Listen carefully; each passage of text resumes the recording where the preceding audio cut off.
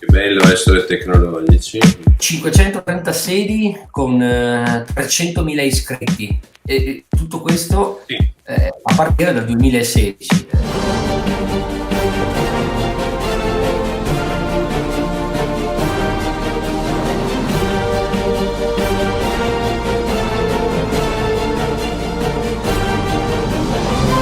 Confimitalia nasce per l'esigenza di Confai. Confai è la Confederazione Autonoma Europea dei Lavoratori. Questa confederazione è già presente sul territorio con le 530 sedi e i 300 più dipendenti iscritti, aveva necessità di un sindacato di riferimento che non fosse il solito, chiamiamolo solito, con tutto il rispetto per gli altri sindacati, ma un sindacato con cui interfacciarsi parlando la stessa lingua, per cui da questa esigenza ha fatto nascere Confimitalia. Confimitalia, nata nel 2016, è stata un po' travagliata, ha trovato finalmente la quadratura negli ultimi 2 anni, nasce come associazione libera, autonoma, datoriale delle imprese per la necessità appunto di rapportare dipendenti e imprenditori davanti a un medesimo tavolo, che fosse appunto quello sia della concertazione che per la risoluzione delle problematiche. E per lo sviluppo, lo scopo che ha Confimitalia è quello delle condizioni culturali, delle condizioni morali, delle condizioni professionali, ovviamente sotto il profilo etico, in maniera tale che tutti gli associati, siano essi imprenditori che liberi professionisti, abbiano la possibilità di svolgere appieno e liberamente la propria attività lavorativa. È un team quindi di professionisti e imprese. Nasce da un principio. Il principio è che l'imprenditore è soggetto economico e prescindibilmente sociale, e quindi sotto questo aspetto cosa vuol dire? Vuol dire che è parte del tessuto necessario dell'economia italiana, non solo italiana, mondiale, diciamo, però in ogni caso noi ci rivolgiamo solo a quella che è l'Italia. E questo è come è nato Confimitalia, e a livello territoriale abbiamo un presidente del Triveneto, che è il signor Nicola Meneghetti, e io sono, poi ciascuna provincia ha il suo presidente provinciale, io sono presidente provinciale di Confimitalia per Verona, e quindi poi ovviamente diamo una serie di servizi alle imprese, che sono tutte le vertenze sindacali, tutte le conciliazioni di lavoro, la contrattazione di secondo livello, le varie dimissioni, le consulenze di INAIL, INPS e Nasarco, le varie casse professionali, contabili servizi del CAF, per cui sono ricompresi all'interno tutti i servizi del CAF, con finanza ordinaria agevolata, dove magari poi faremo uno spaccato per quello che riguarda l'attualità, e consulenza fiscale, societaria, tributaria, dove noi come studio siamo il primario studio di riferimento per il territorio. Poi ci sono altri servizi che sono quelli relativi a permessi di soggiorno, cioè tutto quello che riguarda un'attività sindacale di CAF. Oltre a questo, quindi oltre a tutto quello che riguarda quello che è un contenitore che fa l'attività sindacale, ci sono anche le varie assistenze, le assistenze legali, le consulenze assicurative, quelle per le paghe, gli NCC, formazione del personale, la questione riguardante magari la sicurezza, la cyber security, con cui stiamo preparando un convegno con delle associazioni di categoria sul territorio, proprio mirato a far capire al professionista e all'impresa che cos'è la cyber security e come ci si deve tutelare, per poi fare per ciascuna attività, quindi per ciascuna professionalità, degli approfondimenti specifici. Ecco, questo è il dettaglio che non è poco, perché abbiamo sentito davvero un sacco di elementi, e una persona che ha imparato a conoscere questi nostri podcast è preparato il signore, è per forza, perché stiamo parlando con il presidente provinciale di Confimitalia, avvocato Andrea Sartori, che ringrazio di essere qui con noi, e ringrazio ovviamente di dare una testimonianza da un punto di vista il secondo, secondo me, non per l'importanza di questo periodo drammatico. Lo sappiamo, c'è l'emergenza sanitaria e parliamo ovviamente anche di economia, con un pizzico di giurisprudenza che è ovviamente nell'alveo delle sue conoscenze. Grazie ancora di essere qui ai nostri microfoni e alla nostra videocamera. Lei dal suo studio. È sabato, si lavora anche il sabato? E allora noi siamo tra quelle categorie che comunque diciamo hanno la possibilità di andare a lavorare. Ovviamente dobbiamo andare a lavorare, almeno per quello che mi riguarda, devo andare a lavorare per due tipi di esigenze. Una, l'esigenza di soddisfare quelle che sono le necessità dei clienti, la seconda è ovviamente quella di soddisfare le esigenze personali relative al fatto che comunque se,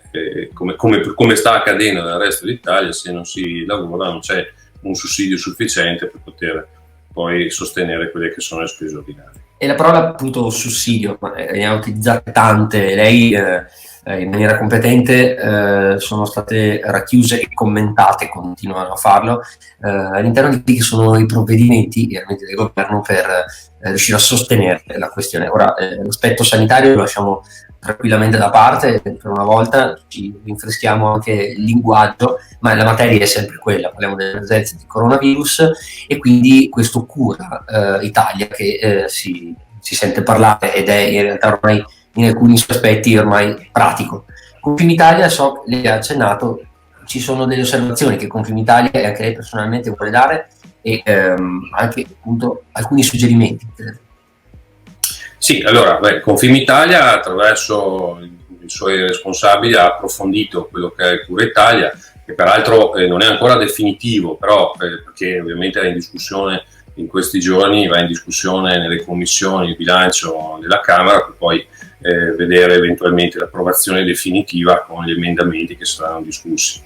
E ovviamente ha fatto un'analisi per quello che riguarda questa tipologia. Allora ha trovato che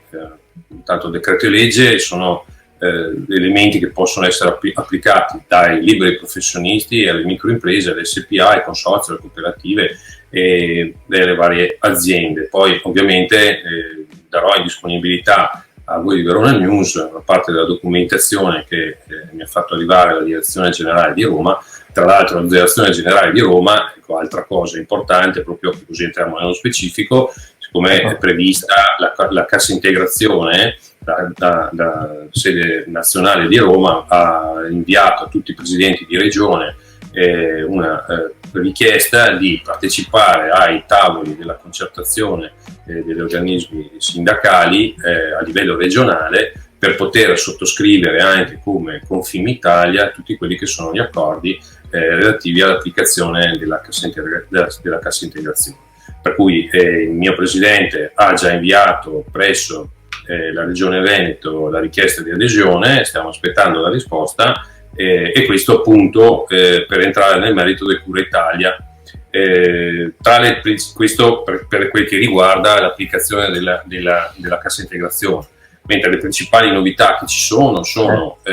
possibilità di avere una liquidità immediata per imprese ritenute affidabili del sistema bancario, ovvero quelle imprese che non hanno ricevuto la segnalazione al CRIF. Vedremo cosa sarà poi nel decreto Cura Italia, perché come sappiamo ci sono state tante imprese che hanno subito diciamo, una involontaria segnalazione in ragione del mancato pagamento, ma mancato pagamento che è derivato dalla mancata liquidità perché hanno dovuto chiudere l'azienda, per cui bisognerà capire come questo poi verrà analizzato da parte della Camera nell'approvazione del decreto. E poi per le richieste invece fino a 100.000 euro gli istituti finanziari accreditati, tra questi sul territorio ce ne sono diversi, hanno anche su base regionale sono obbligati a rapide valutazioni, rinegoziazioni di aperture di linee di credito e finanziamenti a breve termine anche se in scadenza. Poi è stato ampliato il fondo mutui prima casa, quindi consentendo così con costi di accesso che sicuramente sono costi molto contenuti, di attivare finanziamenti specializzati e specifici per questa situazione, purché assistiti da un consulente specializzato. E poi i fondi che vengono erogati ovviamente sono fondi che hanno delle destinazioni particolari, non sono fondi che sono destinati all'azienda, che sia libero professionista, piccolo imprenditore o azienda un po' più grossa a livello di numero, sono finalizzati per acquisto di macchinari, impianti, ristrutturazione di uffici, acquisto di software o scorte di materiali, rifinanziamento della liquidità aziendale, questo è molto importante, pagamento del canone di leasing, e anche il microleasing finanziario per eventualmente il pagamento delle polizze assicurative piuttosto che delle retribuzioni di dipendenti, soci lavoratori, e quindi anche per il futuro, e quindi quando si riaprirà, sostenimento dei costi di formazione. Quindi rimanendo nell'ambito generale e ritornando al già citato Cura Italia, sembra che le due cose, cioè Cura Italia e i provvedimenti, diciamo le idee da lei esposte, cioè si intersecano, anzi vorrei dire che dove finisce uno inizia l'altro, è un completamento. Ci può magari raccontare gli strumenti principali, ecco, in questo senso? Ma guardi, allora, per essere un po' più nel dettaglio, ci sono due strumenti particolari che sono il Fondo Centrale di Garanzia del MISE, che consiste appunto in un finanziamento agevolato che ha un importo minimo da 10.000 massimo a 5 milioni di euro, durata massima di 60 mesi, col tasso di interesse più basso di quello ordinario bancario, rimborso a rata mensile costante. E questo credito può essere erogato all'impresa o al professionista che necessita di un intervento immediato e deve essere però assistito ovviamente da un esperto in business plan, perché bisogna dare indicazione di come poi questi finanziamenti verranno impiegati. E poi questa tipologia di finanziamento può essere utilizzata presso tutti gli istituti di credito, proprio perché ha un'assistenza alle spalle che è garantita dal FCG e dal MISE. Il finanziamento agevolato copre di per sé il 100% degli investimenti comprensivi di IVA, e la garanzia ministeriale, come dicevo prima, è data fino al 90%, ovviamente, quindi comprensivi anche dell'IVA. E questo generalmente ci vogliono un paio di mesi circa per l'ottenimento del finanziamento. E ovviamente tutte le attività imprenditoriali possono rivolgersi per ottenere questa tipologia. L'altro invece è quello relativo al microcredito del MISE, e quindi questo invece ha lo scopo di sostenere il riavvio delle piccole imprese, favorendone l'accesso alle fonti finanziarie. E chi può ottenere sono quelle che sono neocostituite, titolari di partita IVA, e in ogni caso tutte quelle piccole attività che non hanno più di 5 anni di storia alle spalle, o più di 5 o 10 dipendenti nel caso di SRL o cooperative. Questi invece, a differenza dei precedenti, possono avere una durata massima di 7 anni, non sono assistite da garanzie reali, e però non possono superare 25.000 euro di valore comprensivi di IVA per ciascun beneficiario. In questo caso c'è un rimborso a rata mensile costante, e può essere come credito erogato all'impresa e al professionista. Anche qui necessita, comunque è un'attività che peraltro noi come Confimitalia diamo, poi specificherò attraverso cosa, necessita di un esperto in business plan, e il finanziamento copre il 100% dell'investimento, e anche qua con la garanzia ministeriale fino al 90%. E tempi di ottenimento, anche questo, un paio di mesi, per cui volendo, se si vuole ripartire, si può incominciare a affrontare la situazione anche ad azienda chiusa in questo momento, guardando quelle che sono le situazioni che ci sono, per poi prepararsi a tempo maggio, massimo giugno, ad avere la partenza effettiva con la riapertura, quindi il finanziamento. Questo per quello che riguarda quello che è stato analizzato dal nostro centro studi. E nello specifico è il dottor Alfredo Melillo, che fa parte dello staff di Confimitalia, e per quel che riguarda le eventuali richieste sotto profilo territoriale e provinciale possono essere indirizzate a me come presidente, poi lascerò in fondo ai recapiti, perché poi le smisterò in ragione di quelle che sono le necessità. E questo per quello che riguarda una specificità della situazione. Certo. Avevo già accennato prima della sta dando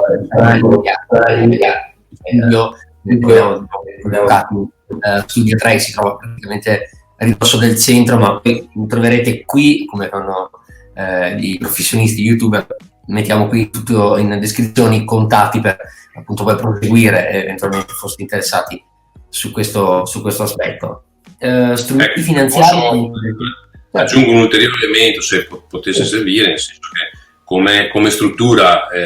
siamo stati scelti da Confimitalia per il fatto che abbiamo una disponibilità di conoscenza sotto il profilo anche bancario rispetto a diversi istituti, tra i quali posso indicare Credit Agricole piuttosto che Banca Intesa, poi abbiamo dei rapporti diretti con i quali possiamo eventualmente interloquire per poter risolvere e agevolare delle situazioni, ovviamente dopo che è stata fatta un'istruttoria adeguata e siano rispettati i canoni bancari, quelli sono obbligatori. Però volevo anche dare delle altre indicazioni, perché come Confimitalia le abbiamo ricevute anche da Unicredit, e Unicredit ovviamente da noi interpellata ci ha dato l'indicazione di come sta agendo lei per quel che riguarda il credito per il pacchetto emergenza riferito alla situazione contingente e come intende muoversi per sostenere le famiglie e le imprese. Quello che ci è stato dato tocca ai clienti privati, c'è la sospensione della possibilità della sospensione del pagamento delle rate di mutuo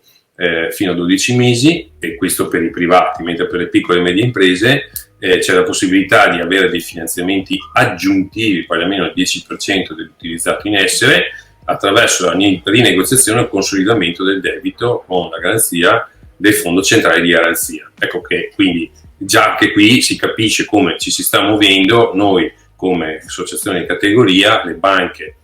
stanno cercando di venire incontro anche loro a quelle che sono le esigenze dell'imprenditore, e questo poi ovviamente per le piccole e medie imprese. Per le altre imprese c'è la possibilità, leggo perché l'ho imparato, finanziamenti a medio-lungo termine con sospensione, voglio essere corretto, della quota capitale delle rate per 3-6 mesi o con possibilità di proroga fino a 12 mesi. E per altre questioni invece proroga delle linee di import, per esempio per quelle più grandi, fino a 120 giorni, finalizzate a supportare la gestione del capitale circolante, o concessione di credito in liquidità fino a 6 mesi. Ovviamente anche qui poi lascerò i recapiti per chi volesse essere interessato, o comunque ci può contattare direttamente e daremo le indicazioni di sorta.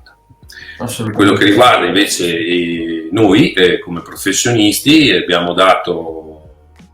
movimento a quella che è la situazione, abbiamo fatto una proposta alla nostra Cassa di Previdenza finalizzata ad avere una valutazione all'interno, con un emendamento all'interno del decreto Cura Italia, di una proposta appunto che consentirebbe un'emissione da parte della Cassa di Previdenza di un bond, chiamiamolo avvocato bond, che servirebbe a coprire il 30% del fatturato lordo dell'anno scorso che ciascun avvocato ha realizzato, e che verrebbe erogato direttamente all'avvocato da parte della Cassa. E in questa maniera si troverebbe l'equilibrio per avere immediata liquidità, perché la Cassa ha la disponibilità. Tanto è vero che recentemente ha mandato una propria circolare che è un po' sulla falsariga di questa cosa, e dall'altra parte però permetterebbe alla Cassa di non gravare nuovamente sul professionista, che peraltro chiederebbe alla Cassa di prestargli dei soldi che ha già pagato per la propria pensione, per cui sono soldi che comunque bene o male prima o poi gli ritorneranno. E però questo facendo cosa? Facendo un'operazione che è un'operazione di diluizione di questa situazione all'interno di un bond molto più grande, che verrebbe comunque emesso dallo Stato e ricoperto da parte della Comunità Europea, sempre ammesso che non finiamo in tutta canna del MES. Quindi in questo senso siamo all'attualità, e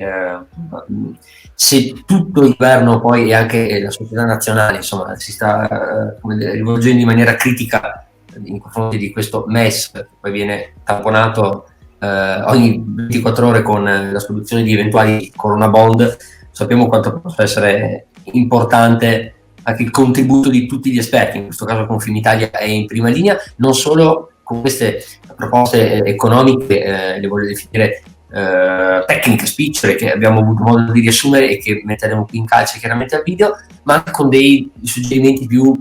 di stampo a livello di società, una sorta di scossa, una sorta di decalogo per quella che è Verona, la nostra realtà, il nostro territorio, e che cosa è appunto necessario. Lei prima ha nominato la parola futuro e noi abbiamo fame di questa parola, quindi altrettanto, perché ovviamente magari per chi come me ha prole, per cui spera di vederla crescere sana e in un mondo sicuramente migliore, ovviamente crede nel futuro e si impegna per migliorarlo. Ovviamente quello che io penso sia fare squadra, perché solo insieme si riescono a vincere le situazioni più difficili, e quindi la parcellizzazione, la divisione anche tra le varie possibili associazioni che ci sono, che stanno tutelando tutte nel medesimo modo, quantomeno cercano di tutelare nel medesimo modo interessi che possono sovrapporsi, varrebbe la pena se li unissero. Quindi magari sotto questo aspetto lancio una proposta agli altri che sono sicuramente ben più preparati magari sotto il profilo associativo, magari sono anche sicuramente, e con tutto il mio rispetto, anni che hanno questo tipo di attività, per cui seguono chi Confindustria, chi Apindustria, chi Confcommercio, tutti questi contenitori che però ovviamente devono fare un tavolo comune tra di loro, per come la penso io, per vedere di uscire da questa situazione immediatamente, anzi prevedendo quello che possono essere le situazioni possibili per le aziende, indipendentemente dallo sviluppo di quello che è la situazione medica, perché come tutte le epidemie prima o poi finirà, per cui non saremo a casa per sempre e non saranno per sempre chiuse le aziende, e quindi è opportuno, a mio avviso, che cominciamo già da adesso immediatamente a sentirci, a coordinarci, mettendo dentro tutte quelle che sono le nostre attività, anche quelle di eccellenza. Penso alle grosse aziende, alle quali ovviamente noi piccolissimi come sindacato non arriviamo, ma che hanno un loro punto di riferimento e che però hanno necessità, anche delle piccole aziende, hanno necessità che ci sia un mercato dove portare anche il proprio prodotto. E quindi è importante che si faccia squadra in questa direzione, così come penso a tutti i produttori, agli agricoltori, agli agricoltori. Questi ovviamente, se ciascuno poi va per la propria strada, si rischia di fare tante richieste e trovare poche risposte, mentre se si riesce a mettersi insieme e a concertare tutte quelle che sono le richieste, allora si riesce sia a fare il sistema, a mio modesto avviso ovviamente, per poi ripartire immediatamente non appena veniamo liberati da questa quarantena forzata. Da questa morsa. E proprio su questo senso lei lo ha accennato, ad esempio, per appunto ripartire. Io so che noi, spoiler ovviamente per chi sta guardando questa diretta, ci siamo sentiti anche in settimana e insomma le conversazioni sono lunghe perché tanti sono gli aspetti su cui bisognerebbe intervenire. Mi ha citato la Fondazione Arena, Fondazione Cariberone, insomma, quindi propriamente sulla nostra realtà cittadina. Sappiamo anche appunto, per guardare al futuro, il settore del turismo ad esempio, quindi le interconnessioni della nostra città con il mondo, l'aeroporto, c'è tanta carne al fuoco, mi pare di capire in questo senso. Oddio, sì, ce n'è tanta, però non possiamo pensare di aspettare che ci venga dato il via libera per ricominciare a parlarne, perché per parlarne si può parlarne anche ora. I consigli di amministrazione sono anni che vengono fatti in streaming, perché non tutti i consiglieri sono presenti sullo stesso posto, nello stesso momento, quindi c'è la possibilità di interfacciarsi in maniera corretta, e c'è anche la possibilità di interloquire anche con lo stesso tavolo che ho indicato prima su come rilanciare queste situazioni di sviluppo, perché come giustamente sottolineava, la questione circa l'Arena è un punto interrogativo, proprio per il fatto che gli spettacoli come potranno esistere, quali sono le prospettive, quindi chiarirle insieme. In questo momento sicuramente è un merito va alla pubblica amministrazione che sta spendendo tutte le proprie energie per contenere la diffusione del virus e dare massima assistenza con la prevenzione a tutti quelli che ad oggi, grazie a Dio, non sono stati toccati da questa epidemia, però ovviamente contemporaneamente non possono essere svolti a pieno e approfonditamente quelli che sono le analisi di aspetti che è necessario che siano guardati immediatamente. Quindi, per esempio, come posso magari fatto accenno sulla questione del Catullo, ho visto recentemente, leggendovi e leggendo anche gli altri quotidiani, perché ormai arrivano tutti online, che il partner industriale, quello che era stato scelto nel 2014, ha detto che non farà nessun investimento, e avevo letto, avevo valutato, visto delle altre prospettive che sono quelle di chi invece un investimento lo vuole fare. Quindi si può fare attenzione in questa direzione, valutando diverse prospettive. Per esempio, ovviamente per l'esperienza che ho e la conoscenza che ho della materia, potrebbe essere che il pubblico in questo momento, con il venir meno del patto di stabilità a livello europeo e probabilmente il venir meno anche il patto di stabilità a livello interno, possa mettere mano al portafoglio per appropriarsi di queste quote e prenderle in gestione, fin tanto che non sia in grado di mettere a punto una gara internazionale per far intervenire un finanziatore, visto che mi è parso di capire che più di uno di questi si sia approcciato perché crede nello sviluppo dell'area. L'area del Garda è un'area importante perché intercetta questioni relative al territorio sotto il profilo delle merci, questioni relative al territorio per quelle che sono la recettività, quindi tutto il sistema alberghiero, tutto il sistema di ristorazione, tutto il sistema riguardante anche l'attività dei grandi centri come possono essere la Gardaland, piuttosto che il lago con le sue specificità, o piuttosto che gli altri parchi di divertimenti che ci sono, per cui abbiamo e questi sono tra l'altro dei fiori all'occhiello molto particolari, e questo servirebbe quindi per rilanciare. Nello specifico, quindi a mio avviso, potrebbe essere praticata questa strada per lasciare a chi si deve occupare dell'emergenza l'emergenza, valutare correttamente anche per quello che è, quindi anche la gestione di quelle che sono le utenze, in maniera tale che non vengano messe in una condizione di valutazione non corretta rispetto a quello che è la gestione, che a mio avviso deve rimanere pubblica. E poi ovviamente però una volta che si sono stabilite le regole per far intervenire un privato, obbligarlo a fare gli investimenti, perché quello che è mancato, a mio avviso modestissimo, pur con tutto il rispetto delle parti in essere, è stato uno sviluppo. Cioè, per quanto con tutto quello che anche gli interlocutori possono aver detto, però io avevo una visione un po', chiamiamola privilegiata, conoscendo parte di questa storia, poi essendone stato esautorato. Però detto questo, ho guardato questa situazione e ho visto che c'è la possibilità, per esempio, appunto come dicevo prima, se il portafoglio venisse aperto da parte dei pubblici con la garanzia, per esempio, di Fondazione Cari Verona, ci sarebbe la possibilità di riappropriarsi delle quote, e in questa situazione sicuramente ci si proteggerebbe anche dalla possibilità dell'aggressione esterna, perché ovviamente diventeremmo dei bocconcini dolci per chi ci vuole comprare dall'esterno, perché siamo in una difficoltà economica estrema e ci troveremo in una situazione tale per cui potrebbero mangiarci in un secondo i vari investitori. E invece, facendo squadra in questo modo, avremo la possibilità di far valutare correttamente quelli che sono i nostri asset, e soprattutto sotto il profilo delle infrastrutture, e metterli nella disponibilità di gestione corretta e quindi a frutto per il territorio.